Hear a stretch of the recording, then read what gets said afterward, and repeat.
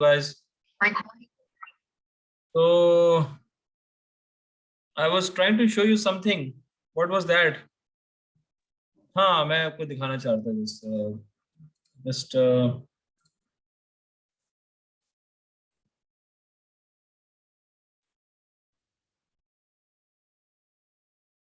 so if you do this interactive dashboards, so यहाँ पर आप देखेंगे कि if you look at these images here, तो most of these are like scorecards, right? ये देखें, ये सबसे पहला जो आ रहा है, this seems to be pretty good.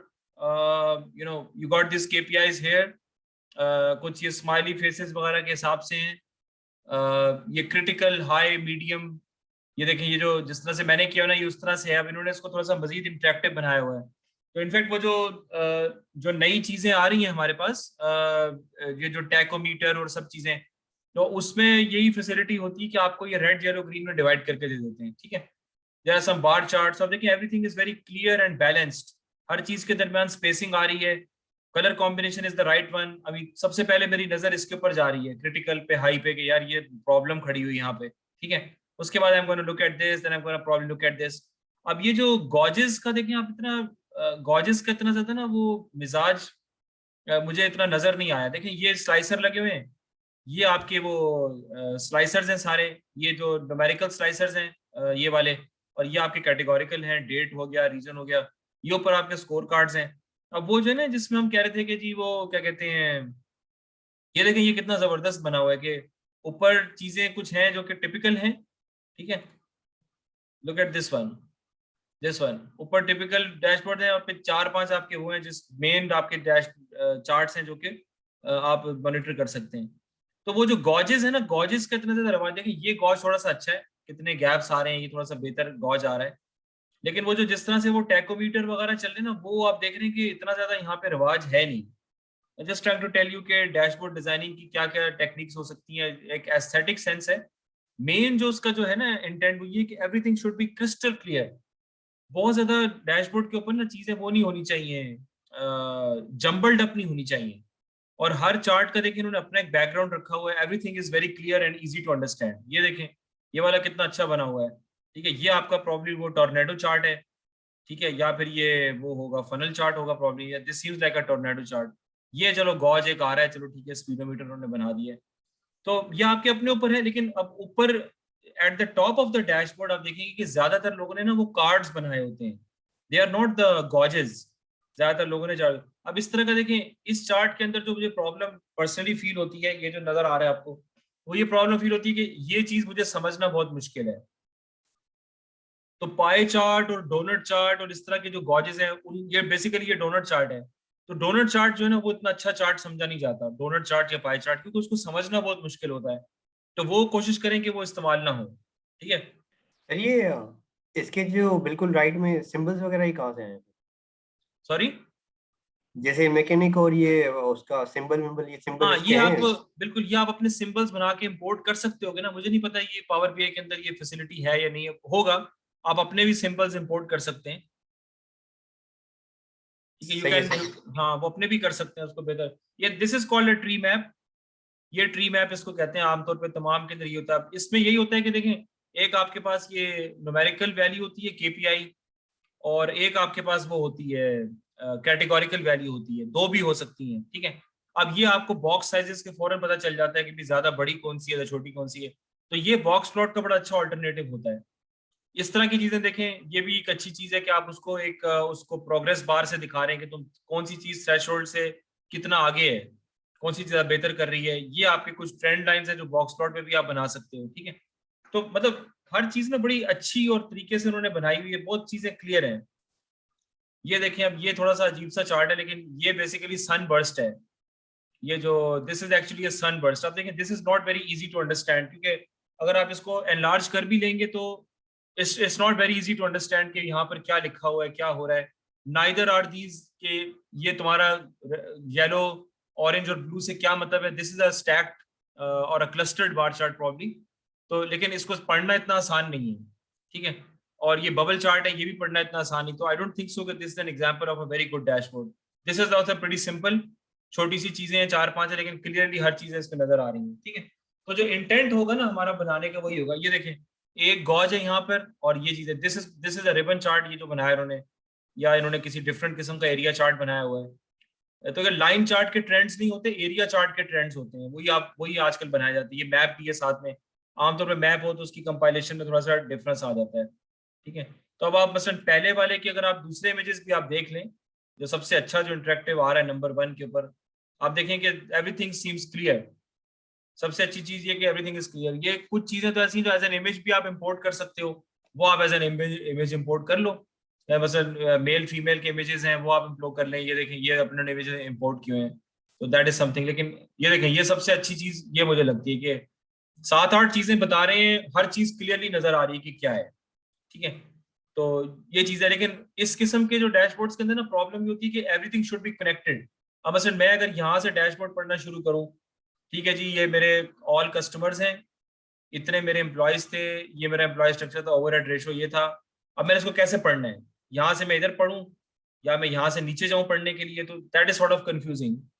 तो इतनी ज्यादा चीजें जो है ना वो नहीं डालनी चाहिए एक ही चार्ट के ऊपर, अनलेस के आपकी रिक्वायरमेंट इस तरह की हो। ये भी I think this is too much information on one dashboard, this is not interactive, ठीक है। ये एक अच्छी एग्जांपल है जो हम ऑलरेडी देख चुके थे, जिससे मुझे चीजें एक गो में देख के जो है समझ में आ सकती है। बहरहाल ये कुछ प्रैक्टिसेस हैं जो मैंने आपको अभी बताई हैं, अगर आप कहेंगे तो हम इसका बाद में एक पूरा वो कर भी लेंगे। बहरहाल फिलहाल मैंने यहाँ पे ये किया था कि अब आपको ऊपर की कहानी सारी समझ में आ गई, ठीक है, कि ऊपर क्या हो रहा है, किस तरीके से चल रहा है।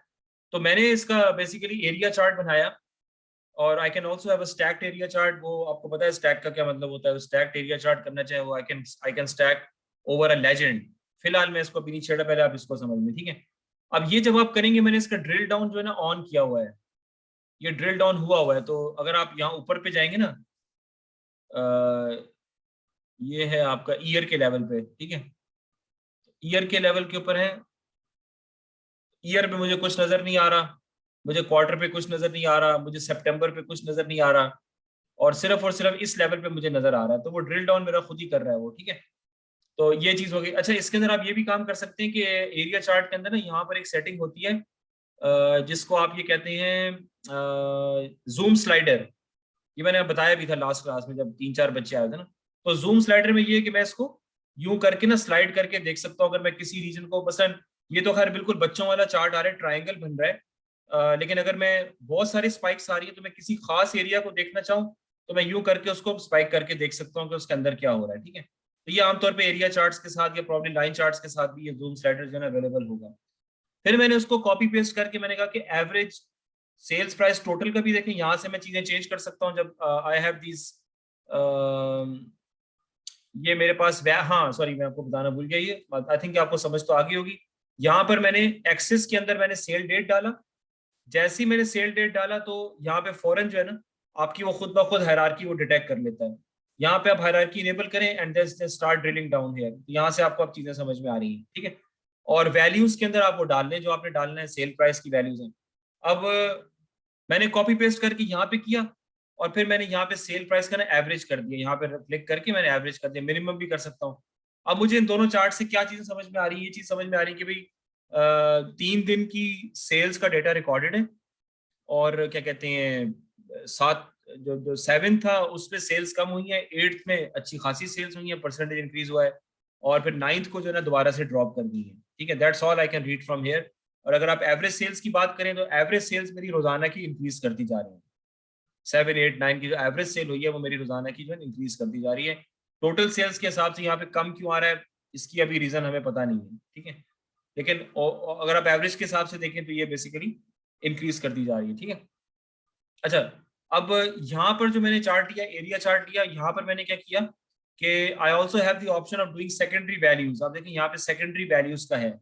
तो मैंने यहाँ पर जब मैंने कमर्शियल यूनिट्स का काम किया तो रेजिडेंशियल यूनिट्स मैंने वैल्यूज में डाल दिए और कमर्शियल यूनिट्स मैंने सेकेंडरी वैल्यूज में डाल दिए। तो उसने दोनों को ना एक ही में डाल दिया। ये मैंने text colour by default black होता ही मैंने सब यहाँ से सेटिंग जाके चेंज की हुई है। ये एक्स एक्सिस में आप आ जाए, एक्स एक्सिस में आके ये टाइटल का कलर ये सब मैंने ब्लैक किया हुआ है, वैल्यूज का कलर मैंने व्हाइट किया हुआ है। टाइटल तो मैंने शायद डिसेबल किया हुआ है ना, इसलिए मैंने उसका कलर पे अभी तक ब्लैक ही रखा हुआ है, कोई फर्क नहीं पड़ता, ठीक है। तो ये चीज हो गई। और एक्स एक्सिस में हो गया, वाई एक्सिस में भी ये क्या सेकेंडरी वाई एक्सिस कैसे, क्योंकि अब यहाँ पे 2 वाई एक्सिस है, तो दोनों के लिए फिर मुझे यहाँ पे जाके ना चीजें चेंज करनी पड़ी है। वैल्यूज का रंग भी वाइट किया हुआ है, एक्सेस का रंग भी वाइट किया हुआ है, टाइटल तो खैर फिलहाल बंद किया हुआ है, ये कोई चक्कर नहीं है, इतना उतना मुश्किल नहीं है। लेजेंड मैंने डाला नहीं है, जूम स्लाइडर में डाला है। लाइंस को आप देख लें, लाइंस को आप कुछ करना चाहते हैं तो वो आप कर लें, लेकिन यहाँ पर markers I can put the markers है, लेकिन वो इतना फर्क नहीं पड़ेगा। डेटा लेबल्स आप ऑन करना चाहें आप ऑन कर लें, वो सारे देखें अभी ब्लैक में आ रहे हैं, वो आपको बाद में आपको उनको रेड में करना, वाइट में करना पड़ेगा, वो आप कर लीजिएगा, वो इतना बड़ा मुश्किल काम कोई भी नहीं है, ठीक है। और टाइटल टाइटल मैंने यहाँ पे ऑन करके उसको व्हाइट कलर दिया होता है, ये सारी चीजें यहाँ से एडजस्ट हो जाती हैं, एक्सेस का कलर और ये सब चीजें। दोनों पे मैंने स्लाइडर डाल दिया है, ठीक है। ये मैंने क्योंकि दोनों वो है तो अब ये मैंने इस तरह स्लाइडर करके डाल दिया, तो मैं चाहूँ तो दोनों को मैं इस तरह करके देख सकता हूँ। तो बेसिकली मुझे अगर मैं एवरेज लूँ यहाँ पे, let me see take the average here, तो रेजिडेंशियल यूनिट्स का भी मैं एवरेज ले लूँ और कमर्शियल यूनिट्स का भी मैं एवरेज ले लूँ, तो आप देख रहे हैं कि जो रेजिडेंशियल यूनिट्स हैं they are doing better than the commercial units, ठीक है, एवरेज सेल्स के हिसाब से। और वो जाहिर सी बात है, वो वजह ये हो सकती है कि हम देख रहे हैं कमर्शियल यूनिट्स कम है, रेजिडेंशियल यूनिट्स ज़्यादा है, तो उसके हिसाब से अभी हम चल सकते हैं। और ग्रॉस स्क्वायर फीट का मैंने डेली बेसिस के ऊपर ये मैंने देखा, तो ग्रॉस स्क्वायर फीट भी जो है ना, वो जाहिर सी बात है वो इसी से एग्री करेगा। सेल्स प्राइस है तो इसी से वो एग्री भी करेगा, सेल्स प्राइस ज़्यादा हो रही है एवरेज, तो ग्रॉस स्क्वायर फीट भी आपके कर रहे होंगे, ठीक है। तो इस चार्ट से मुझे बेसिकली कोई एनॉमलस पैटर्न कोई इतना खास मुझे समझ नहीं आ रहा। मुझे ये जरूर पता चल गया कि मेरे कमर्शियल यूनिट्स टोटल काफ़ी कम है, और मैंने इस चार्ट में कोई फिल्टर वगैरह भी लगाया हो, इसके मुझे उसकी जरूरत भी नहीं है। लेकिन मुझे जो चीज़ समझ में आ रही है वो ये है कि जो अच्छी चीज़ है वो ये है कि 3 दिनों के ऊपर मेरी एवरेज सेल्स और जो है ना वो मेरी बढ़ती जा रही है, ठीक है। 3 दिन के अंदर जो मेरी एवरेज सेल है 7, 8, 9 को, वो मुस्तकिल यानी बढ़ रही है, यानी मैं कह सकता हूँ कि मुझे शायद थोड़ा सा ट्रेंड नजर आ रहा है, लेकिन ये कोई इतनी कोई फिलहाल कोई सिग्निफिकेंट कंट्रीब्यूशन है या नहीं है, ये फिर बिजनेस वाले बता सकते हैं, ठीक है। अच्छा, अब मैं इसी चार्ट को रेप्लिकेट कर लेता हूँ, टेम्परल को मैं कहता हूँ डुप्लीकेट पेज, ये मैं खींच के यहाँ ले आता हूँ। अब मैं यहाँ पे कह देता हूँ कि टेम्परल, बल्कि सेल डेट ट्रेंड्स का नाम दे दें आप इसको, ठीक है। और सेल डेयर नहीं है, सॉरी, सेल सेल क्यों हो रहा है, हाँ सेल डेट का ट्रेंड आ गया। और मैं यहाँ पे लिखता हूँ कि ईयर बिल्ड के ट्रेंड्स करने हैं, ठीक है। अब ईयर बिल्ड के अंदर मैं क्या करूंगा, मैं ये चारों कॉलम के अंदर मैं ऑब्वियसली सेल डेट निकाल दूंगा, and I am going to drag year built. अब आप ये देखिए कि अब आपको जो है ना, we are beginning to get something जो कि हम देखना चाह रहे हैं बेसिकली ना, तो ये मैं निकाल रहा हूँ। तो अब मैं ईयर बिल्ड को यहाँ लेके आ रहा हूँ। अब हम इसमें से ऊंच नीच करके चीजों को जो है ना वो निकाल के देख सकते हैं, क्योंकि उसके अंदर इतनी चीजें अभी है नहीं कि हम उसको देख सकें, तो इसलिए हमने ईयर बिल्ड को वो किया भी नहीं, it's suppose to be a time. बल्कि हम ईयर बिल्ड को ईयर वेरिएबल में कास्ट भी कर सकते हैं, लेकिन उसकी फिलहाल हमें कोई इतनी खास जरूरत नहीं है, ठीक है। अब हम ये जो मैं कहते हैं कि स्लाइडर आप कर सकते हैं, कि स्लाइडर के ऊपर अब आप देखिएगा कि क्या हो रहा है। अब ये मैं यहाँ पे इस तरह स्लाइड कर सकता हूँ, actually this is not a slider, ये सिर्फ आपको वो करे। तो बहरहाल इससे वो पता चल रहा है कि भाई यहाँ पर जो सेल्स प्राइसेस हैं, हमारी टोटल सेल्स प्राइसेस का स्पाइक जो आया था वो अराउंड आया था आपका 1905 से लेके 1922 तक, हमारे सेल्स प्राइस का अच्छा खासा स्पाइक आया था टोटल सेल्स का ना। उसके बाद से मोर और लेस चीजें मेरी कंसिस्टेंट ही रह रही हैं। और अगर मैं एवरेज सेल्स प्राइस का देखूं तो एवरेज सेल्स प्राइस में मेरी जो ज्यादा तो बेहतर आई है वो 1973 में आई है। उसके बाद एक स्पाइक मेरे पास बड़ी रिसेंटली 2013 में आया है एवरेज सेल्स प्राइस का, ठीक है। कमर्शियल और उसके हिसाब से मैं देखूं तो सर ये ईयर बिल्ट है ना, मतलब कि इस साल में बने। हाँ हाँ हाँ हाँ, सॉरी, मैं आप सही कह रहे हैं, ईयर बिल्ट है बिल्कुल। तो चलिए उसी हिसाब से सोच लें कि पुराने पुराने घरों की जो सेल्स थी, पुराने घरों की जो टोटल सेल्स थी वो आजकल के रिसेंट जमाने की सेल से, अगर आप टोटल सेल्स की बात करें, वो ज्यादा थी, ठीक है। पुराने जमानों में ज्यादा थी और आजकल के जमानों में कम है, अगरचे कंसिस्टेंट है। कंसिस्टेंटली प्राइसेस जो ना, वो जो रिसेंट घर बने उनकी प्राइसेस कम है, और जो पुराने जमाने बने उनकी प्राइसेस ऑब्वियसली बहुत ज्यादा हैं फिलहाल आज के जमाने में। और जो अभी जो घर बने हैं वो उनकी प्राइसेस जो है ना वो क्या है, कदरे कम है उन लोगों के जो ओल्ड हाउसेज हैं। आप देख रहे हैं कि ओवरऑल अगर आप, आई डोंट नो कि यहाँ पे, let me see if I can analyse, explain the difference अभी ना करें, इंक्लूड, नहीं सॉरी इसको कंट्रोल जी कर देंगे। यहाँ पर एक्चुअली ना बाज़ औक़ात अभी ट्रेंड लाइन का हम इसमें addition, we can't do the addition right now the trend line, let me, अच्छा हाँ मुझे यहाँ देखने दें एक मिनट। Voltage keep all filters, secondary values में फिलहाल इसमें ऐड नहीं कर रहा हूँ।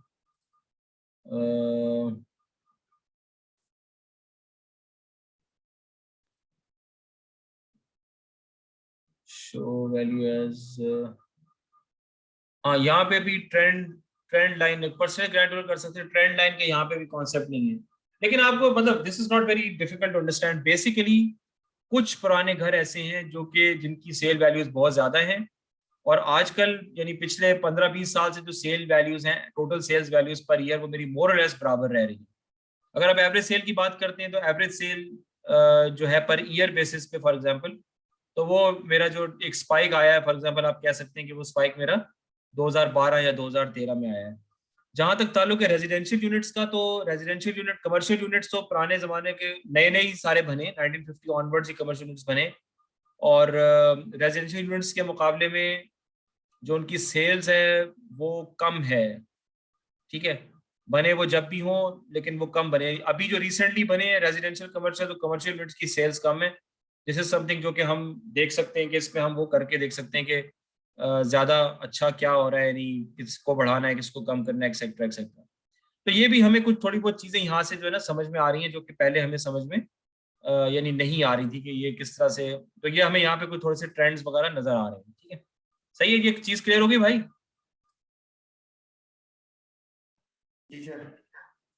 अच्छा, अब जो है ना ये, अब आप ये वाला चार्ट बनाए, इसके अंदर ये है कि लोकेशन का एनालिसिस। अब जैसे मैंने आपको यहाँ बताया था कि भाई आपने किस तरीके से उसको लेके चलना है। Just let me open that up ताकि मैं उसको स्टॉप, हाँ। अब ये मतलब हम ऑलरेडी ये कर चुके थे यहाँ पे, जो हमने एनालिसिस का एक तरतीब रखी थी। देखिए मैंने यहाँ पे पहले लिखा हुआ है स्कोर कार्ड्स बना दें, ठीक है। उसके बाद हमने क्वेश्चंस लिखे। अब ये हमने दोनों कर लिए, हमें इसमें से कुछ चीजें पता चली। अब हम यहाँ पर आए लोकेशन हायरार्की, ठीक है। अब हम इस क्वेश्चन पे आ गए। तो इसके अंदर जो लोकेशन हायरार्की बनाने के लिए bar chart is the best one. मुझे जो चीज अच्छी लगती है वो ये वाला बार चार्ट है, जो हॉरिजॉन्टल बार चार्ट हो, यहाँ पे वैल्यूज इतनी ज्यादा ना हो। स्लाइसर तो खैर मैंने वो इस तरह लगाया हुआ है ताकि मैं उसको यानी जो जो जूमर है बेसिकली, ये this is not a slicer, this is a zoomer, ठीक है। तो ये अच्छा, हाँ, आप जब डुप्लीकेट करेंगे तो ये वो चीजें हैं जो कि मुझे रोजाना नजर आनी चाहिए ऊपर, कि मुझे ये करना ही करना है, ठीक है। तो अभी आपकी वैल्यूज ये वाली नहीं है क्योंकि मैंने यहाँ पे स्लाइसर्स वगैरह सब लगाए, लेकिन मैं आपको बताता हूँ यहाँ आपने वो कर लिया। अब आपने सिंपली हायरार्की बनाने के लिए करना ये है कि नेबरहुड को ड्रैग करें। जैसे मैं चले कर देता हूँ आपको। तो हमने बात की थी कि सबसे पहले जो ना बोरो आएगा, तो आप बोरो को ड्रैग करें। बोरो के बाद जी मुझे किसी ने कहा कि जी नेबरहुड आता है, तो यहाँ नेबरहुड को उसके नीचे अब ये हायरार्की बनना शुरू हो गई, ठीक है। उसके बाद जिप आता है, जिप आ गया। उसके बाद मेरा आता है ब्लॉक, तो ब्लॉक नंबर आ गए। उसके बाद मेरा आता है लॉट, तो लॉट नंबर आ गया। सही है। तो ये बड़ी अच्छी किसी ने बात की कि बोरो 1 और बोरो 2 मुझे यहाँ नजर नहीं आ रहा क्योंकि फिलहाल मैंने जो यहाँ पे, अच्छा हाँ, और फिर अब आप देखेंगे यहाँ पे मैं ये करूँ ना, अभी आपके ये स्लाइसर्स नहीं होंगे तो आपके प्रॉब्ली सारी चीजें आ रही होंगी।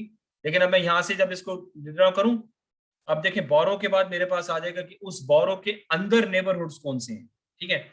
और उन नेबरहुड के अंदर जिप कोड्स कौन से हैं, उन जिप कोड्स के अंदर ब्लॉक कोड्स कौन से हैं, और उन ब्लॉक कोड्स के अंदर लॉट्स कौन सी हैं। अब इस हद तक मैं इसको यहां से एक्सप्लोर कर सकता हूँ। फॉर एग्जाम्पल ये क्या है आपका लॉट प्राइस जो है ना, एक मिनट मुझे यहाँ पे देखने दे, नहीं नहीं नहीं नहीं नहीं, एक मिनट है, I think I need to create the hierarchy. नहीं नहीं, ये गलत है।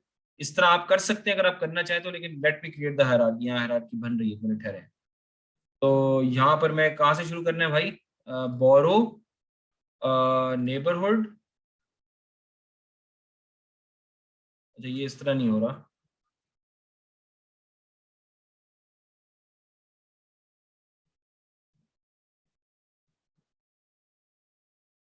अच्छा बोरो के अंदर मैं, अच्छा बोरो आ गया ना, अब मैं यहाँ पे कर दूंगा।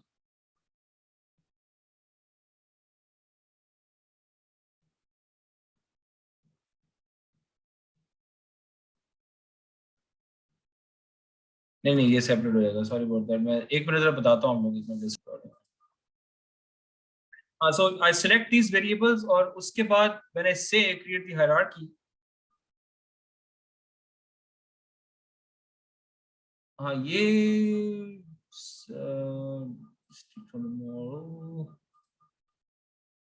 यार कहीं किसी को नजर आ रहा है वो? सर आपकी स्क्रीन शेयर नहीं हो रही। अच्छा स्क्रीन तो शेयर हो रही है। नहीं सर, ये स्क्रीन तो शेयर नजर आ रही। अच्छा एक मिनट जस्ट स्टार्ट करने दें।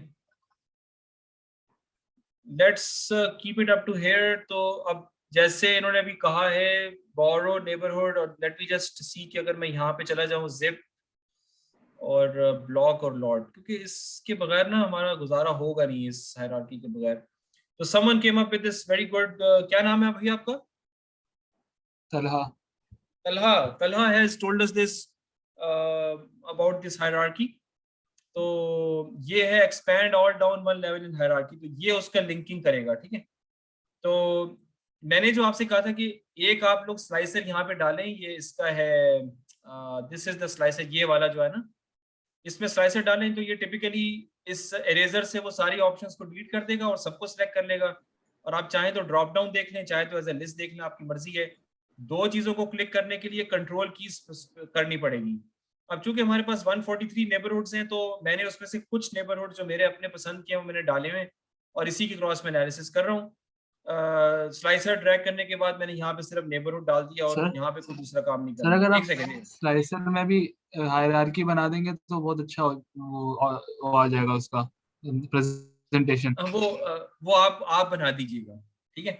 मैं तो तो बना लिया। आप बना के दीजिएगा, फिर हम देखेंगे वो अच्छा है या बुरा है। अभी फिलहाल जो है ना वो लेक्चर हो रहा है, इसमें बहुत सारे ऑप्शंस हो सकते हैं और इसमें से कोई राइट और रॉन्ग चीज नहीं है। देखिए बहुत ज्यादा हायरार्की पे काम ना करें। देखिए ये भी जो हमने हायरार्की बनाई ना, ये बहुत टफ हायरार्की है। आमतौर पे 3 लेवल्स तक मामला सही रहता है। अब इसमें जिप कोड इज समथिंग जो कि हमें मेरा ख्याल में हटा देना चाहिए बहरहाल। लेकिन अब ब्लॉक पे मैंने किया, फिलहाल ब्लॉक और लॉट पे मैंने कोई स्लाइसर नहीं लगाया, मैंने फुल वैल्यूज उनकी ली हुई है, ठीक है। अब जब हम ये हायरार्की का बटन या दबाएंगे तो अब आपको ये बेसिकली, अब यहाँ से मुझे पता चल रहा है ये ऑटोमेटिकली सॉर्टेड आ रहा है, ठीक है।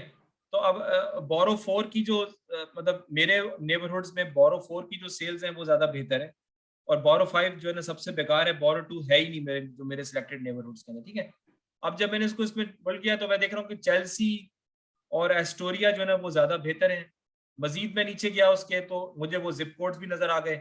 मजीद मैं गया तो उसमें वो ब्लॉक नंबर्स भी नजर आ गए। मजीद गया तो मुझे वो लॉट नंबर भी नजर आ गए, ठीक है। तो ये चीजें अब मेरे जो है ना मुझे फौरन पता चल रहा है कि भाई कौन कौन सी चीजें किस तरह से मेरे काम की हैं और मुझे क्या इस तरह से करना चाहिए। तो this is how you should go about it, ठीक है।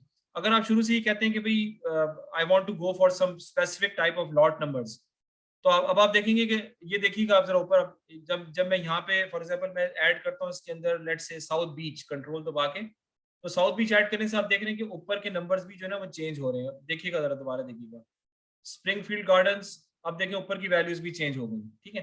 तो ये बेसिकली पहले हमें ये करना पड़ता था कि टैबलू के अंदर भी मेरे ख्याल में अभी भी ये करना पड़ता है कि उसके अंदर ना हमें बताना पड़ता है कि भाई इसको सारे चार्ट्स पे अप्लाई कर दो। यहाँ पर वो ऑटोमेटिकली उसको सब चार्ट्स पे अप्लाई कर रहा है, ठीक है। तो बहरहाल अब ये बहुत अच्छा हो गया कि हमने हायरार्कियां बना ली, लेकिन still you one of you should discover a way यहाँ पर हमने हायरार्की किस तरह क्रिएट करनी है। वो भी फिलहाल उसकी फंक्शनैलिटी उन्होंने थोड़ी चेंज कर दी है, दैट डज नॉट मैटर। अब यहाँ से हमें बेसिकली पता चल रहा है कि समथिंग ज्यादा अच्छी चीजें कौन सी हैं, कौन सी बुरी हैं, एक्सेट्रा एक्सेट्रा, वो हम यहाँ पे आराम से देख सकते हैं, ठीक है। लेकिन अगर मैं ये कहूँ कि नहीं भाई मुझे सिर्फ पहले लॉट साइजेस जो 500 तक है मैंने वहां तक जाना है, ठीक है। और ब्लॉक साइजेस मैंने आखिर बड़े ब्लॉक साइजेस पे मुझे जाना है, तो यानी ब्लॉक नंबर्स वो हैं जो जरा बड़े हों और सम रीजन के मुझे पता हो कि भाई इस तरह के ब्लॉक साइजेस मेरे आते हैं, ठीक है। अगर मैं उन पे कोई एक वो कर रहा हूँ क्या कहते हैं साइज, अगर ब्लॉक का साइज जो है ना वो मेरे लिए कुछ माना रखता है, तो फिर मेरे ये स्लाइडर करना जो ना वो that might be useful for me in discovering different types of trends.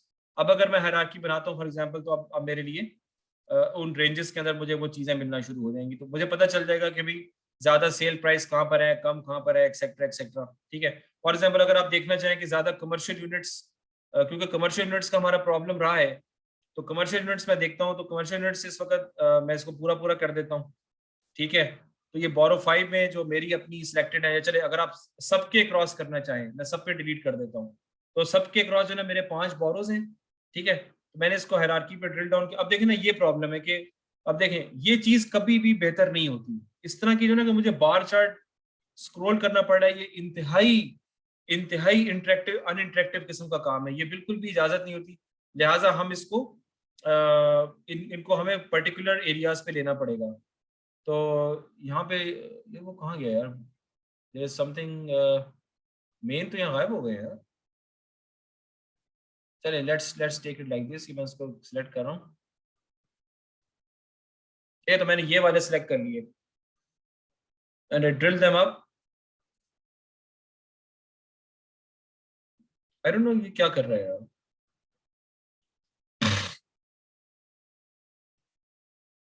I think ये कुछ इसमें कोई प्रॉब्लम भी है, ये भी उसको ले नहीं रहा है। ये सारे बोरो 4 के मैं सिलेक्ट कर रहा हूँ, बहरहाल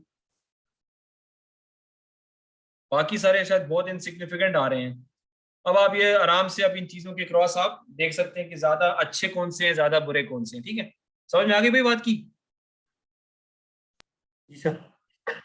हाँ, तो अब ये दिस वाज डेटा वेयर हाउसिंग, कि यहाँ पे आपके पास 2-3 वो होते थे। अब आप ईयर बिल्ड का भी ऐड कर लें, वो भी आपको पता चल जाएगा ईयर बिल्ड का किस तरह से करना है, क्या करना है। ठीक है, अच्छा, अब अगली जो चीज है ना, वो हमारे पास बेसिकली होता है रिबन चार्ट। ये रिबन चार्ट बहुत ही इंटरेक्टिव चीज है। इसमें बेसिकली अब मैं ज्यादा आपको इसमें समझ में आएगा कि अगर लेट से कि मैं यहाँ पे यहाँ ये हटा देता हूँ, let me just take the year built. ठीक है, और ये तो खैर बहुत ही ज्यादा हो जाएंगे, मैं इसको कुछ पर्टिकुलर उस पर देख लेता हूँ।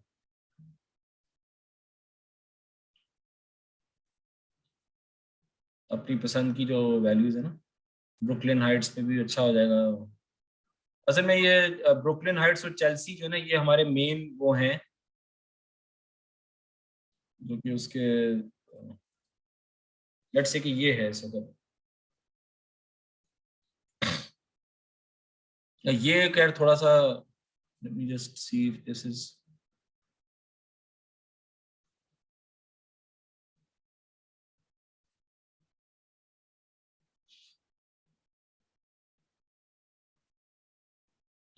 हाँ ये बहुत ज्यादा, मुझे ईयर बिल्ड का एक्चुअली फिल्टर भी लगाने थे, फिर शायद थोड़ा सा इसमें, या तो फिल्टर यहीं से लगा लेते हैं ना, ये कौन सा।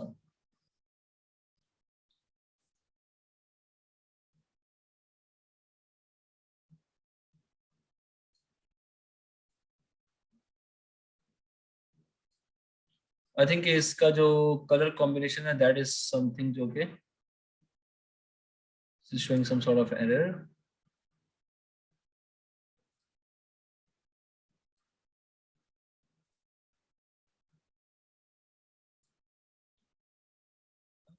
रिबन चार्ट का जो मकसद है ना, वो ये होता है बेसिकली कि वो आपको बताए कि एक चीज किस तरह वेरी कर रही है cross time with respect to other things. ठीक है, अब इसमें आपको 3 वेरिएबल्स डालने होते हैं। एक तो आपको डालना होता है एक्सिस पे क्या होगा, तो एक्सिस पे आमतौर पे ना टाइम का वेरिएबल होता है। ठीक है, तो अब चूंकि हमारा टाइम का वेरिएबल बड़ा अजीब सा है, तो मैंने उसको ड्रिल डाउन करके डे लेवल तक ले आया हूं, तो मेरे पास 3 दिन का वो डेटा है। ठीक है, मैं अब ये देखना चाह रहा हूँ बेसिकली कि मेरी जो सेल्स प्राइस है, टोटल सेल्स प्राइस है, वो इन 3 दिनों के क्रॉस किस तरह वेरी कर रही है अक्रॉस द डिफरेंट बोरोज।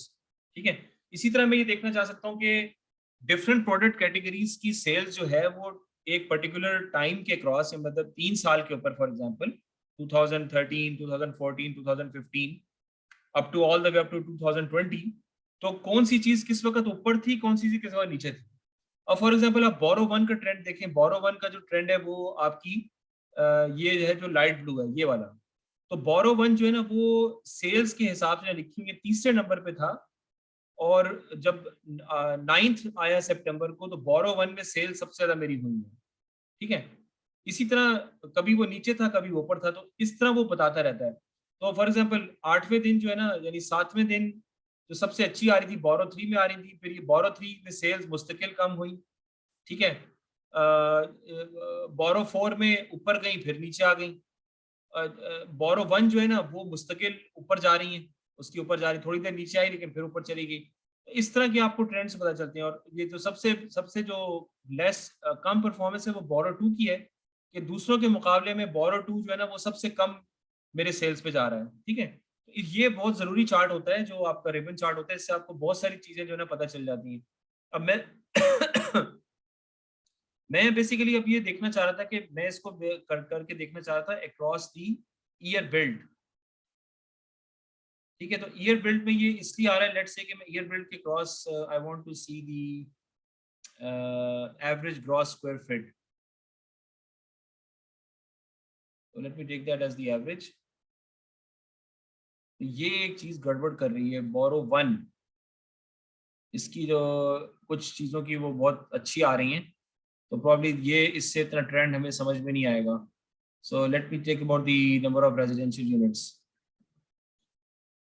तो हर बोरो में रेजिडेंशियल यूनिट्स का क्या ट्रेंड रहा है, ये अब आपको यहाँ से जो है ना समझ में आ रहा है।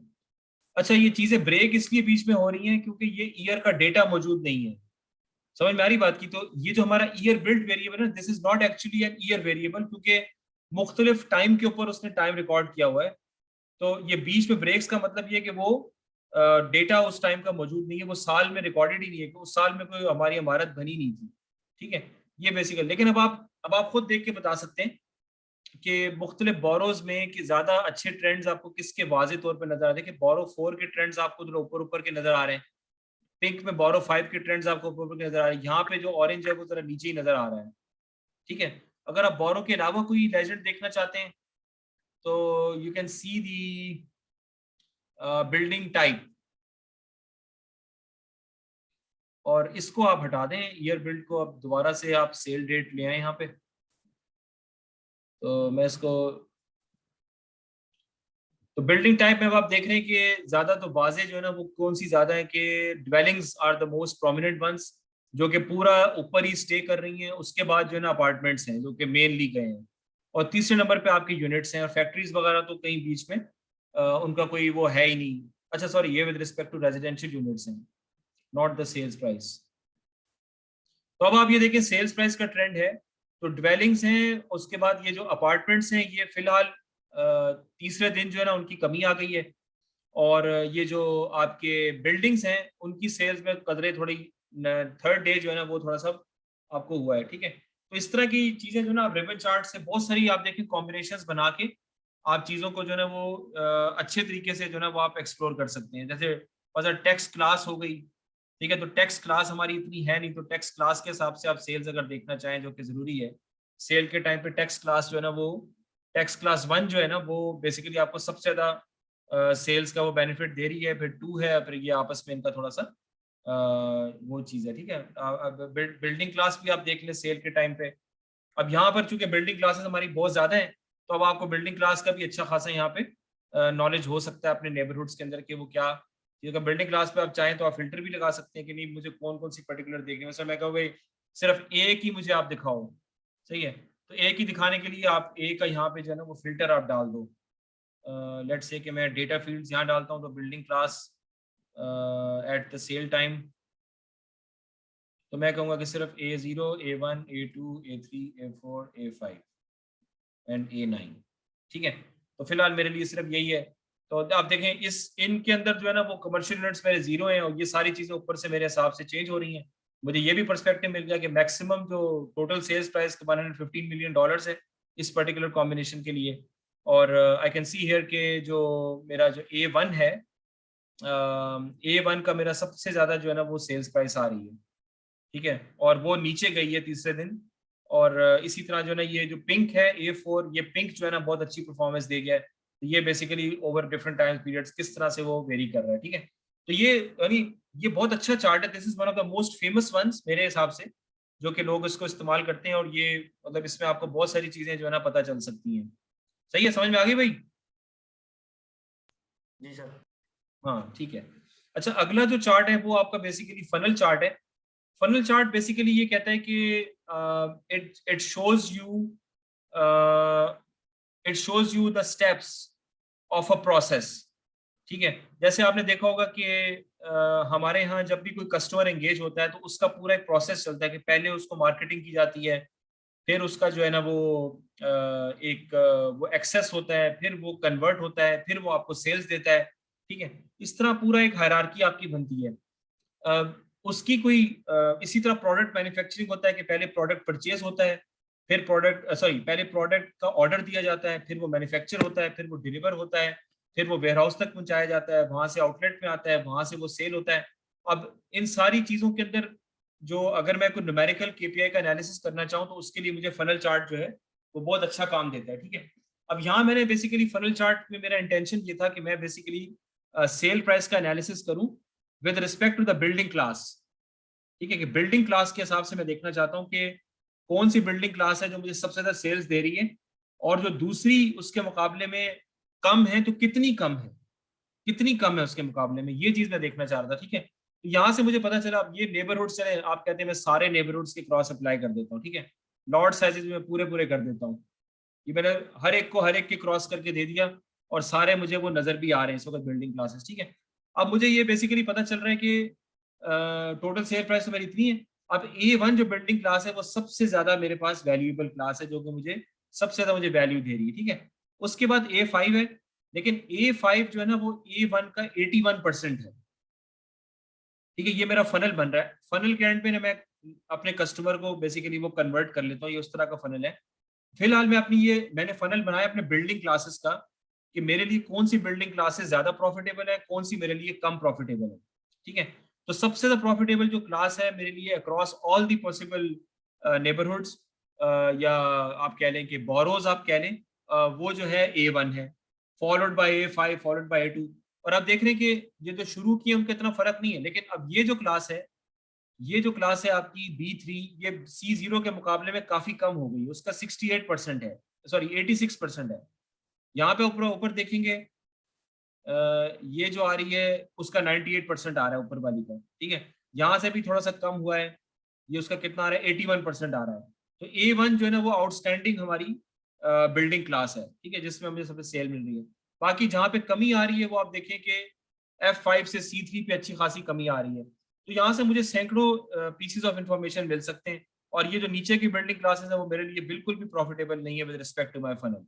ये एक मैंने प्रोसेस अपना फनल चार्ट का बना दिया है। यही आप जो है ना वो यहाँ से अगर आप ड्रिल डाउन करें हायरार्की पे, नहीं नहीं इसकी तो हायरार्की बनती नहीं है, इसको तो हमें उस तरह से देखना ही नहीं है, ये तो मैं वैसे ही एक यहाँ से ये चीज बनती है। ये सेल टाइम का हो गया, मैं दोनों को इकट्ठे देख लिया। आपको याद है मैंने आपको ये उसमें कहा था, इस चीज में मैंने आपको कहा था कि we should do this together, कि ये जो AG हमने बनाए थे ये दोनों को हमने कहा था भाई इकट्ठे एनालाइज करना है।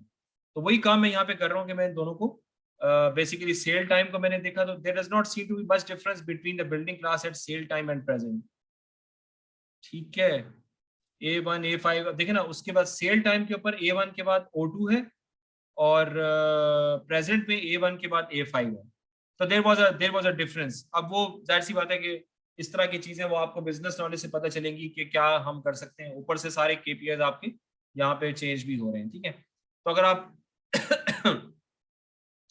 और किस चीज की फनल बन सकती है भाई?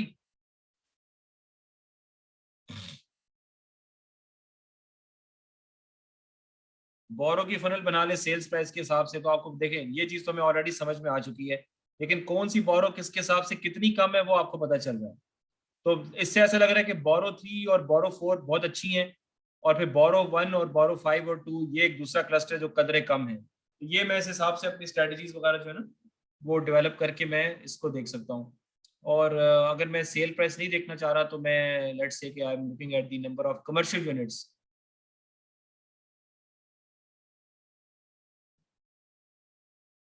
वो भी बोरो 4 में जो है ना वो ज्यादा है, और अगर मैं रेजिडेंशियल यूनिट्स देख रहा हूँ अगेन वो भी बोरो 4, तो बोरो 4 मेरी जो है ना वो बेसिकली ज्यादा अच्छी वाली जो है ना वो मेरा वो है फनल है। ठीक है, अच्छा सही है भाई, क्लियर होगी बात? जी सर। हाँ। अच्छा उसके बाद जो ना मेरे पास है वाटरफॉल। अब वाटरफॉल जो चार्ट है ना वो जैसे वन ऑफ द चार्ट जिसके अंदर मुझे जो है वो क्या कहते हैं, waterfall is one of the chart जिसके अंदर मुझे हाईज एंड लोज पता चलते हैं। ठीक है, मैं ये बताता हूँ कि यार देखो शुरू करो 2015 से, 16, 17, 18, 19, 20 टोटल सेल के हिसाब से देखो कि टोटल सेल 2015, 16, 17, 18, 19, 20, 21 में क्या थी। ठीक है, अब आप मुझे बताओ कि इन पूरे साल में किस चीज, अब लेट्स से जैसे यहाँ पे नजर आ रहा है कि 7 को जो मेरी टोटल सेल्स थी वो 2 मिलियन के करीब थी, 8 को मेरी टोटल सेल जो ना 4.5 मिलियन के करीब थी। अब मुझे ये बताओ कि किस वजह से ये सेल्स बढ़ी है, किस वजह से ये सेल्स बढ़ी है। ठीक है, तो वजह मालूम करने के लिए मैंने कहा कि यार मेरे हिसाब से बिल्डिंग क्लास इज समथिंग जिसके क्रॉस मुझे वजह पता चल सकती है कि कौन सी ऐसी बिल्डिंग क्लास है जिसकी वजह से मेरी सेल्स, जिनकी सेल्स की वजह से मेरी टोटल सेल्स में इजाफा हो रहा है, कौन सी ऐसी बिल्डिंग क्लास है। ठीक है, तो वो फिर मैंने उसको कैटेगरी में मैंने सेल डेट को डाला। ठीक है, और ब्रेक डाउन में मैंने बिल्डिंग क्लास को डाला और वैल्यू में सेल प्राइस को डाला। अब देखें, अब ये देखें, ये जो ट्रेंड आ रहा था ना आपको याद होगा, ये ऊपर जाके नीचे आ रहा है। अब उसकी एक्सप्लेनेशन मुझे यहाँ मिल रही है कि हो ये रहा है बेसिकली कि वो जो ऊपर जा रहा है वो A1 A2 की वजह से जा रहा है इन मोस्ट केसेस, क्योंकि मैंने यहाँ पे कोई फिल्टर, अच्छा चलिए मैं ये पूरा कर देता हूँ, ये चलो पूरा मैंने कर दिया। ठीक है, अब मुझे पता चल रहा है कि A1 A2 की वजह से मेरा जो है ना वो 7 से 8 में मेरा वो हुआ, और इन्हीं दोनों की कम सेल्स की वजह से मैं 9 में बहुत नीचे आ गया, इतना नीचे आ गया कि मैं इससे भी उससे भी नीचे था, 7th डे से भी नीचे था। बट इसी के एवरेज तो नहीं हुआ कोई, नहीं टोटल सेल्स इतनी है। ठीक है, समझ में आ गई बात की। अब मुझे पता चल रहा है कि मेरी जो बिल्डिंग क्लासेस हैं जो ज्यादा जो मेरे लिए जरूरी है वो मेरी क्या है, A1 और A2 है, जिसके क्रॉस जो है ना मुझे धचका पड़ता है, अगर मैं उल्टे सीधे काम करूं तो मुझे धचका पड़ता है। ठीक है, अगर आप मजीद इन्फॉर्मेशन देखना चाहें तो लेट्स लेट्स से कि मैं बिल्डिंग क्लास को मैं हटा देता हूँ, कौन सी ऐसी चीज हो सकती है जो मुझे ज्यादा, बिल्डिंग टाइप, ये तो खैर ड्वेलिंग ही आ जाएगा, ड्वेलिंग की वजह से ऊपर जाएगी और उसी की वजह से नीचे आएगी। ठीक है, और बोरो का मुझे करने की अभी जरूरत नहीं है, नेबरहुड में डाल सकता हूँ, नेबरहुड में तो बहुत ज्यादा फिर हो जाएगा ये। अब ये बेसिकली आपको थोड़ा सा ज्यादा पता चल रहा है कि किन नेबरहुड्स में ज्यादा बिके हैं, किन के अंदर थोड़ा एवरेज बिके हैं, किन के अंदर कम बिके हैं। ठीक है, अब 7 से 8 में जाने में ज्यादा जो फ्रेश मेडोज और फॉरेस्ट हिल ओकलैंड गार्डन ये बेहतर है, और प्लेजेंट पेन्स और वुड हेवन की वजह से मेरी थोड़ी सेल्स कम हुई है, और बाकी हार्वर्ड बीच, ओकलैंड गार्डन, बे साइड, फ्रेश मेडोज, अदर, ये सब मुझे इन सब में कमी की वजह से मुझे अब कितनी कमी हुई है, क्या हुआ है, वो यहाँ पर आप थोड़ा सा आप देख सकते हैं कि यहाँ पे मैं इसको मैं कहने का परसेंटेज चेंज करो यार, ये मैं शो एज अ टेबल भी कह सकता हूँ, ये आपका एज अ टेबल वो निकाल सकता है, लेकिन अभी जो है ना वो बैक टू रिपोर्ट कर लेते हैं इसको। तो लेट मी जस्ट, नहीं एक मिनट है, यहाँ से मैं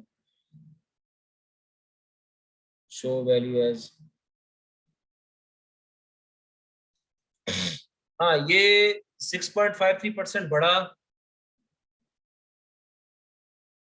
3% कम हुआ, और यहाँ से मुस्तकिल ही कम। अब देखें ये 3 चार्ट जो है ना ये आपकी कितने काम की चीजें हैं।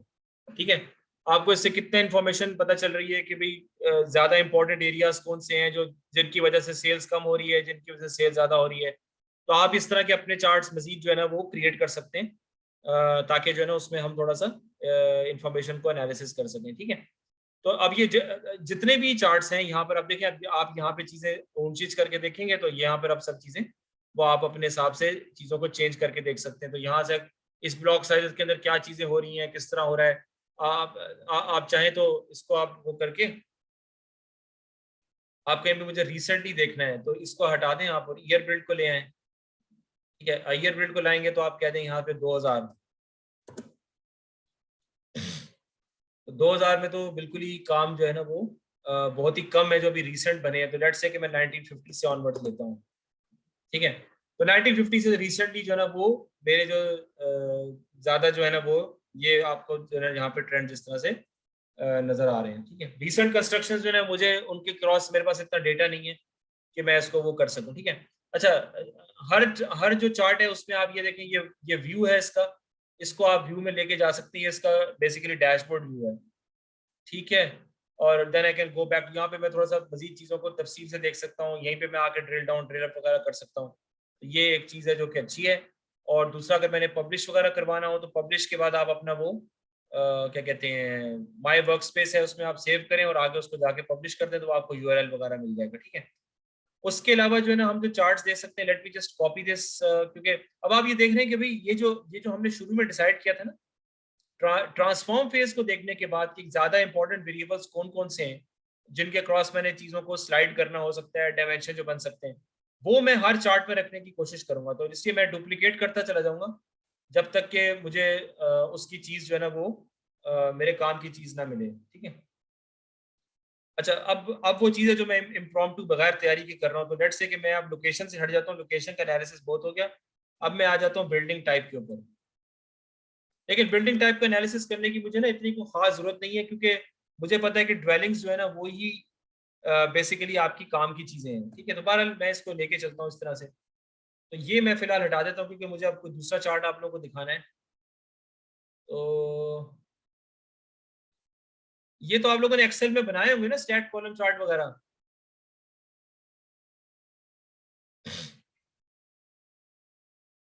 जी सर, ये बनाया है कुछ। लाइन एंड स्टैक, ये क्या कर रहे हैं, stack column chart, line and हैं। सर एक गॉश वाला भी दिखा दें। अच्छा, क्लस्टर्ड गॉज यार, अभी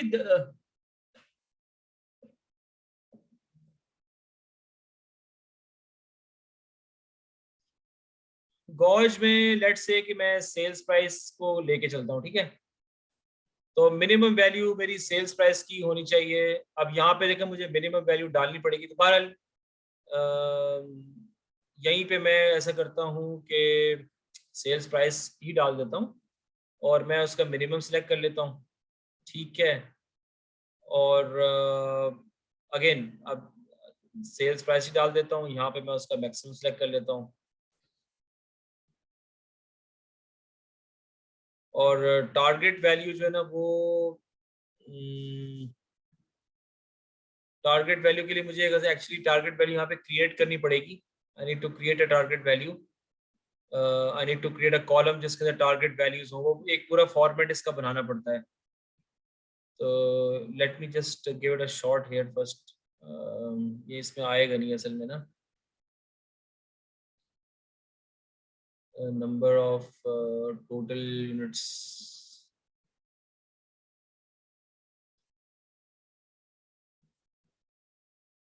ओवरऑल दीज वेरिएबल्स।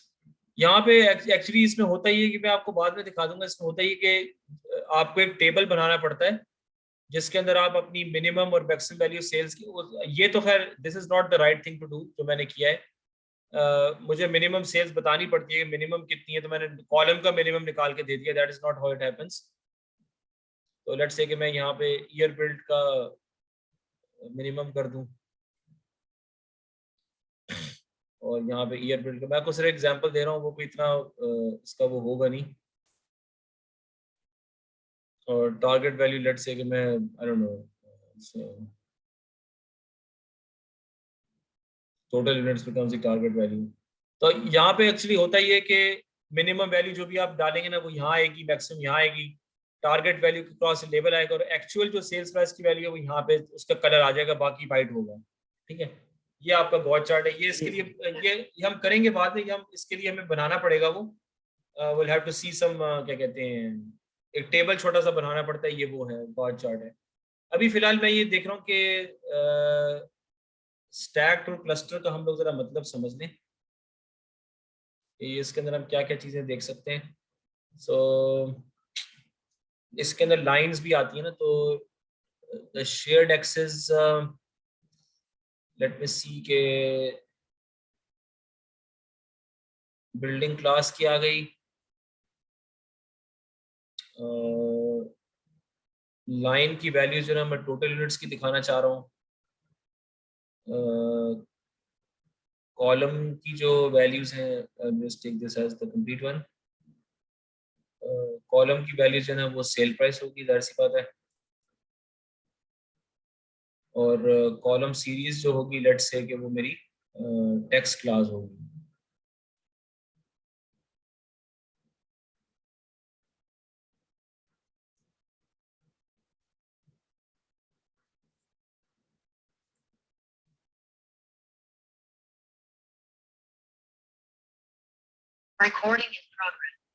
ये बेसिकली जो आपका आई जस्ट रिमेंबर तो line and stack column chart, ये बहुत ही इंटरेस्टिंग है इन द सेंस के I can stack things together, ठीक है।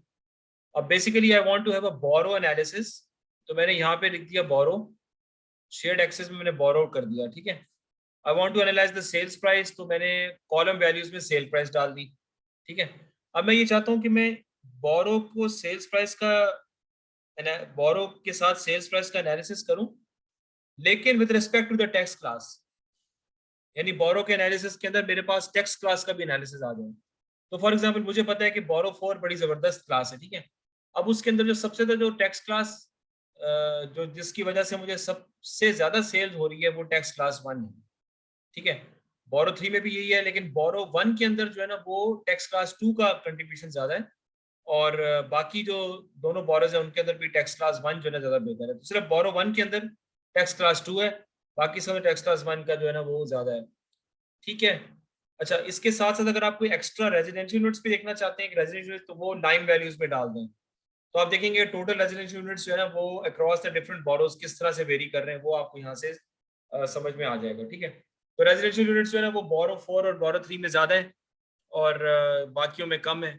और अगर आप इसको इसी तरह वो जो कमर्शियल में देखना चाहते हैं, तो कमर्शियल यूनिट्स वो आप देख लें, तो वो जो है ना उनका भी ये ट्रेंड है कि वो बोरो 4 बोरो 3 में ज्यादा है, बाकियों में जो है ना वो कम है, ठीक है। So that is called this one, क्या कहते हैं, line and stacked column chart. सही है। तो ये अब आपके अपने ऊपर है कि फॉर एग्जांपल आपकी इनोवेटिवनेस पे डिपेंड करता है कि आप क्या क्या चीजें यहाँ पे देखना चाह रहे हो। तो लेट्स से कि मैं वो देखना चाह रहा हूँ, टोटल यूनिट्स देखना चाह रहा हूँ, ठीक है। तो टोटल यूनिट्स में यहाँ पे डाल देता हूँ। तो टोटल यूनिट्स के हिसाब से आप देख रहे हैं कि बोरो बोरो 4 टेक्स्ट क्लास 4 में सबसे ज्यादा यूनिट्स की जो है ना वो सेल हुई है, तो उस हिसाब से फिर आप चीज़ों को एक्सप्लोर करके यानी देख सकते हैं। यू कैन ऑल्सो आप जो है ना वो भी कर सकते हैं, क्या कहते हैं, बिल्डिंग टाइप भी कर सकते हैं, लेकिन वो ड्वेलिंग का ज्यादा आएगा इसके अंदर। ड्वेलिंग ऑरेंज है तो वो ज्यादा प्रोमिनेंट आएगी, ठीक है। लेकिन बाकी में आप देख रहे हैं कि बोरो 4 के अंदर होटल्स का भी बहुत अच्छा कंट्रीब्यूशन आ रहा है। होटल्स के 172 यूनिट्स हैं, और जो ड्वेलिंग्स हैं उनकी 194 यूनिट्स हैं, तो इनका भी अच्छा खासा जो है ना होटल्स का भी कंट्रीब्यूशन अच्छा खासा आ रहा है, ठीक है। तो ये चीजें अब आप अब जितने भी डिफरेंट कॉमेंट देखिए, यहाँ पे एक और चीज भी है, लेट्स से कि मैं रेजिडेंशियल यूनिट्स को लाइन वैल्यूज में डाल देता हूँ और कमर्शियल यूनिट्स को स्मॉल मल्टीपल्स में डाल देता हूँ। तो ये कमर्शियल यूनिट्स के क्रॉस है ना, बल्कि ये स्मॉल मल्टीपल्स में अगर आपने करना ही है मजीद, तो इसको आप टेक्स्ट क्लास में डाल दें। तो ये टेक्स्ट क्लास के अक्रॉस मुझे वो सारी चीजें मिलना शुरू हो जाएंगी। तो अब यही मैंने आपको बताया था कि बीआई में यही प्रॉब्लम है कि बीआई के अंदर ना चीजें चलती जाती हैं। अब आपने किस तरह रुकना है, वो एनालिसिस भी बढ़ता जाता है, ऑप्शन भी बढ़ती जाती हैं, कहाँ रुकना है, किस तरह रुकना है, वो फिर आपके आपके अपने ऊपर है कि आप किस स्टेज के ऊपर यहाँ पे चीजें डिस्कवर कर सकते हो। अभी हमें ना बहुत सारी इंटरेस्टिंग चीजें पता चली हैं, बोरो 4 के बारे में पता चला, A1 A2 के बारे में पता चला, ड्वेलिंग्स के बारे में पता चला। अब ये वो सारी चीजें जो कि आप निकाल सकते हैं, जो कम सेल्स वाली है उनका भी आप निकाल लें, किन बोरोज में सेल्स कम हो रही हैं, क्यों हो रही हैं, एक्सेट्रा एक्सेट्रा, ठीक है। ये तो आपका हो गया जनाब आपका line and stack bar chart, ठीक है। ये भी काफी जरूरी है। और ये हमने ये देखिए डीकम्पोजिशन ट्री किसी ने बनाया था, यहाँ पर एक वो था यार, कहाँ गया वो, इसमें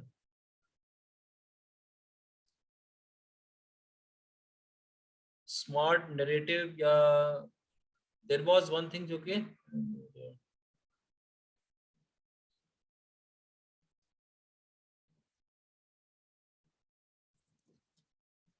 लेट मी जस्ट से ये जो चार्ट का जो इंटेंट है, ये आप यहाँ लिख सकते हैं कि भाई चार्ट का मैसेज क्या है, तो ये आप स्मार्ट नरेटिव के अंदर मेंशन कर सकते हैं, ताकि हमें भी समझ में आए कि भाई क्या आप कर रहे हैं, क्या नहीं कर रहे हैं, इस तरह से, ठीक है। तो बहरहाल ये क्लस्टर्ड का भी वही मामला होगा जो कि हमने देखा है उसका। तो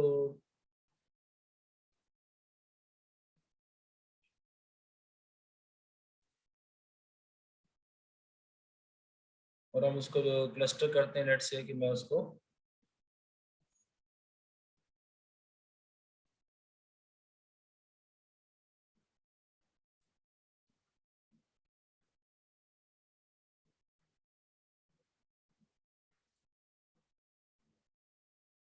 अब ये बेसिकली ना उसको ये क्लस्टर करके दिखा रहा था और ये वाला जो चार्ट है उसको स्टैक करके दिखाता है। दोनों में फर्क ये है, ये पूरा क्लस्टर अलग अलग बना लेता है, ये उसको स्टैक है। तो स्टैक को देखना ज्यादा बेहतर है, चीज बेसिकली वही है। ठीक है, ये आप समझ में आ गई बात की आप लोगों को?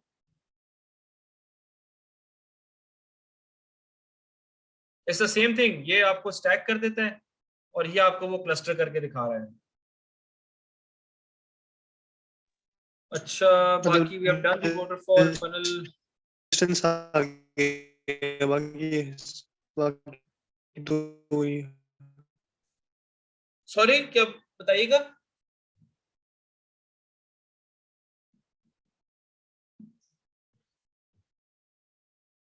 भाई मुझे आवाज नहीं आई।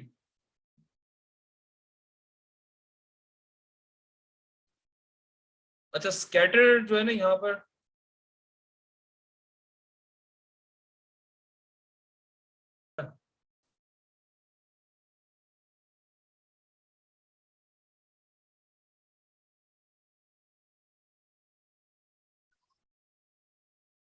हाँ जी आवाज आ रही है?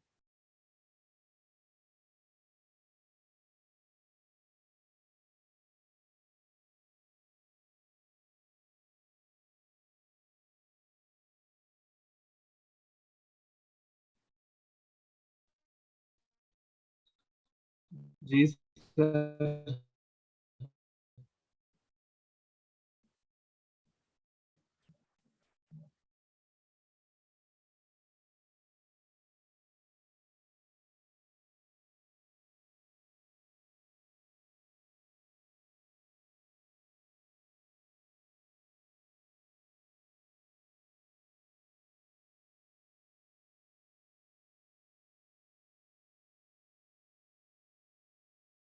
तो यार इंटरनेट कनेक्शन थोड़ा सा दोनों, so let me just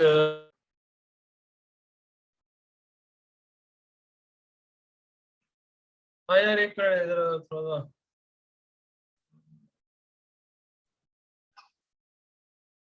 you got like at least 3 different variables to specify। तो मैं ये देखना चाह रहा हूँ कि ग्रॉस स्क्वायर फीट का सेल्स के साथ डायरेक्टली प्रोपोर्शनल रिलेशनशिप है या नहीं है। ठीक है, तो जब मैं ग्रॉस स्क्वायर फीट इंक्रीज करता हूँ तो सेल्स किस तरह से इंक्रीज कर रही हैं, तो लीनियर इंक्रीज कर रही हैं या किस तरह से इंक्रीज कर, तो इट सीम्स के लीनियर ट्रेंड हमारे पास मौजूद है with respect to total number of units sold. तो यहाँ पे टोटल यूनिट्स मेरे 3 बिके। टोटल यूनिट्स तो कम ही है सारे इसके अंदर ना, टोटल यूनिट्स 1 है। This might not be the true thing जो कि मैं देखना चाह रहा हूँ। Let me just check the number of residential units कर लेते हैं इसको, एक ही चीज हो जाएगी वो। तो ये मुझे दिखा रहा है कि किस तरह से it's not exactly a y equals to x trend, लेकिन ट्रेंड तो है, इंक्रीजिंग ट्रेंड तो है। ये बीच में खैर बहुत बड़ा गैप आया हुआ है, लेकिन इतना भी मतलब जीएसएफ ग्रॉस स्क्वायर फीट बहुत बढ़ रहा है लेकिन सेल्स में उसके प्रोपोर्शनल लगता है इंक्रीज नहीं हो रहा। आपको नजर आ रहा है ये ट्रेंड? मुझे तो ये वाजे तौर पे नजर आ रहा है। इसको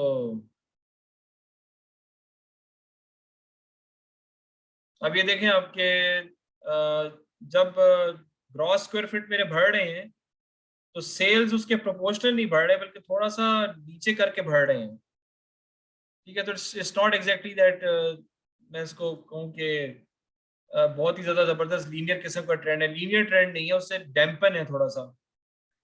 ठीक है, तो इससे हमें पता चलता है कि भाई इट शुड बी प्रोपोर्शनल, कि जब मैं फॉर एग्जांपल लॉट्स बढ़ाता हूँ, साइज बढ़ाता हूँ, तो सेल्स भी उसके हिसाब से बढ़नी चाहिए। तो दिस इज समथिंग जो कि देखनी देखनी चाहिए, देख सकते हैं इसको। या फिर ये है कि वो ग्रॉस स्क्वायर फीट उसमें प्लॉट के साइजेस इस तरह के बन रहे हैं कि वो स्लैब्स के अंदर चीजें आगे बढ़ रही हैं। बहरहाल प्रोपोर्शनल तो है। ठीक है, तो इट्स सॉर्ट ऑफ समथिंग जिसको आप कर सकते हैं। अच्छा, आई थिंक दिस इज आज के जो दिन में we have done many basic things here. Pie chart और donut chart तो like a childish thing. I'll just demonstrate to you about the pie chart.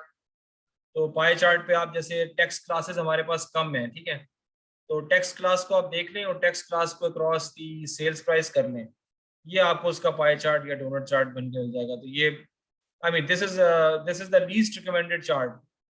Donut chart या pie chart is supposed to be the least recommended one क्योंकि it is not very easy to read। बहरहाल आपकी मर्जी, आप इसको कोने में डालना चाहें इसको कोने में डाल सकते हैं।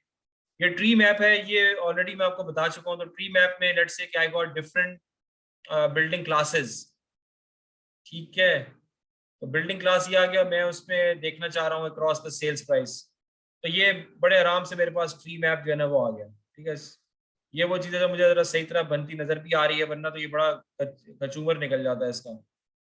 तो यू कैन सी हेयर के सब चीज़ें अब आपको क्लियरली नज़र आ रही हैं कि ज़्यादा important. Again you can see here के A1 और A5 आपके ज़्यादा डब्बे हैं जो कि ज़्यादा अच्छी सेल्स प्राइस दिखा रहे हैं, बाकी आप देख सकते हैं कौन से कम है। तो दिस इज ऑल्सो समथिंग जो कि आपको आपके एनालिसिस में वो चीज़ आपको सपोर्ट कर सकती है।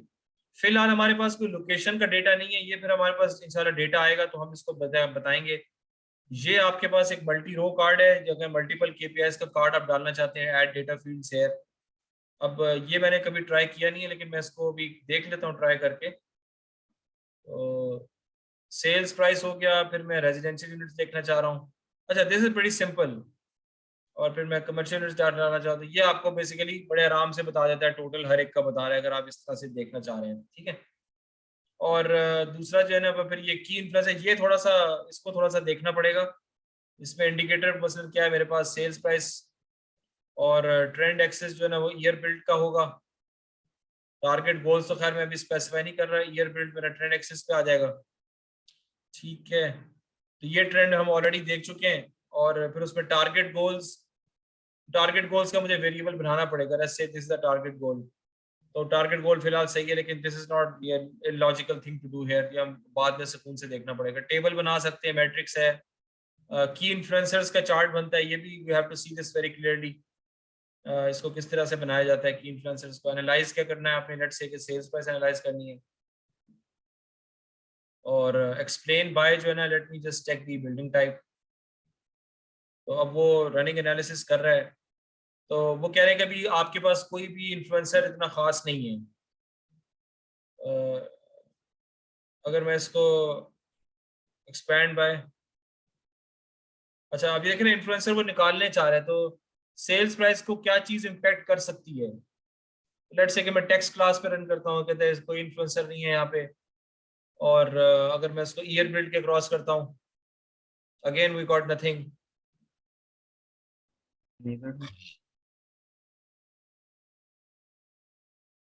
But influences sales price to increase और डिक्रीज कर लें, तो आई डोंट नो।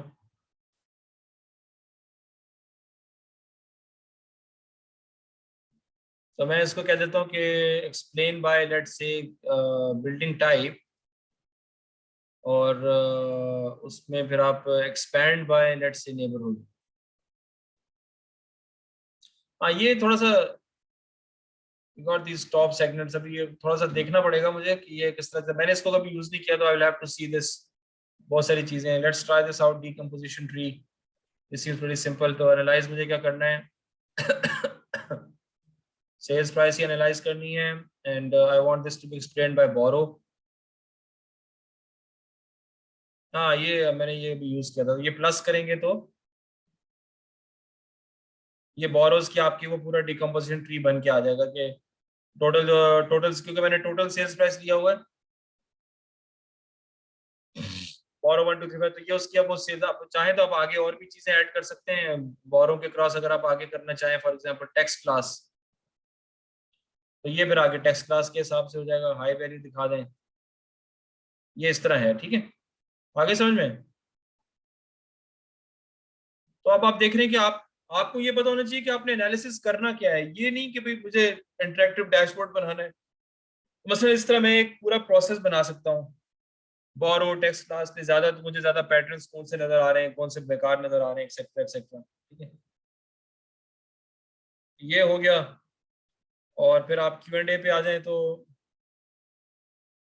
मैं कहता हूँ कि let's say कि why is the sale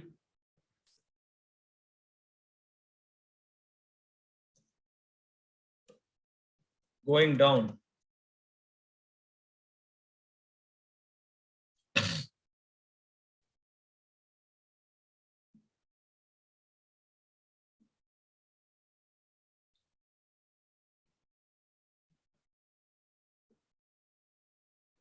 ये आप देख रहे हैं इतना भी इंटरेक्टिव नहीं है, तो what is the effect of sale price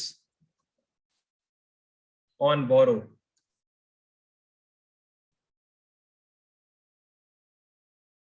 अच्छा, how much sales are being generated in each borrow? ये खैर उसको भी दिखाएं, वरना ये चार्ट्स भी पूरे बना देता है आपको।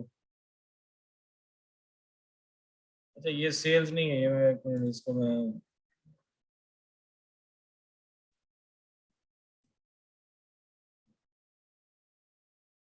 ये देखें, अब ये आपके सामने आ गया। मैंने कहा how much sale price is being generated in each borough, तो वो बेसिकली ना उसका सेंस बनाने की कोशिश करता है और उसके हिसाब से वो आपको चार्ट बना कर दे देता है। तो ये आई मीन इससे बेहतर ये है कि आप अपना ही काम कर लें। ये उन लोगों के लिए होगा जो कि बहुत ही बेसिक लेवल पे काम कर रहे हैं, not not for computer scientist. Smart narrative, page report, arc map, GIS, बाकी हम मजीद देखेंगे, ठीक है। तो I think we have done enough today. हमने बहुत तफसील से सारी चीजों को देख लिया। We have done all the charts जो कि यहाँ पे नजर आ रहे हैं, उनकी प्रॉपर्टीज वगैरह देख ली हैं, उनके बेनिफिट्स वगैरह हमने करके देख ली कि क्या है। अब एक सेशन हमें चाहिए जिसमें हम जो चार्ट्स बाकी रह गए वो, और फिर एक नई एक्सरसाइज पे सब चार्ट्स के साथ एक और एक्सरसाइज करनी होगी। वो इंशाल्लाह ताला हम नेक्स्ट वीक, तो मिड टर्म का है, उससे अगला जो वीक है उसमें आपका हो जाएगा, और फिर हम दूसरे किसी टूल पे आ जाएंगे, ठीक है। सही है, is this thing clear? I hope the session was useful. Sir एक मिड टर्म से रिलेटेड सजेशन थी।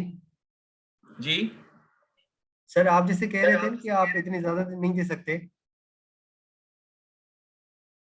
क्या नहीं दे सकते हेलो, इतने आवाज आ ज्यादा? रही सर? सर जैसे कुछ लोगों ने कहा कि 7 दिन देते हैं, तो आप कह रहे थे कि ज्यादा दिन नहीं दे सकते। तो सर जैसे क्योंकि हमारे एग्जाम्स हैं आपके मंडे के बाद, फिर 2-3 एग्जाम्स हैं। सर अगर आप ऐसा करें कि क्योंकि हमारे किसी के मैक्सिमम सैटरडे को खत्म है ना, तो आप अगर से फ्राइडे को दे दें हमें एग्जाम, अगर आप अपलोड ही फ्राइडे को कर दें, फिर संडे की आप डेडलाइन रख दें, ताकि फिर हम भी सर फ्री होके कर लेंगे।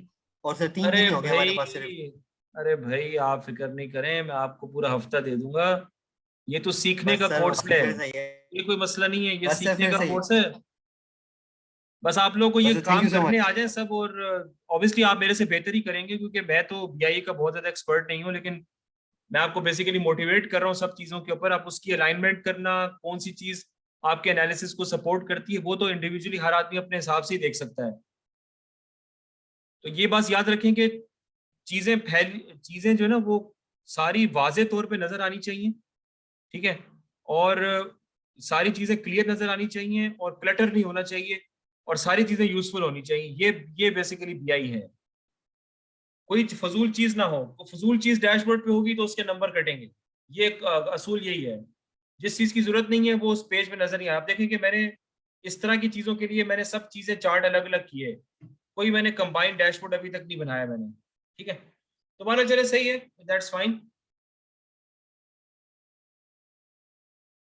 चले ठीक है, सही है, चले फिर सही है, ओके। मैं सर रिकॉर्डिंग अपलोड कर देता हूँ, सही है, ओके। अस्सलाम वालेकुम। अच्छा क्वेश्चन पूछना था।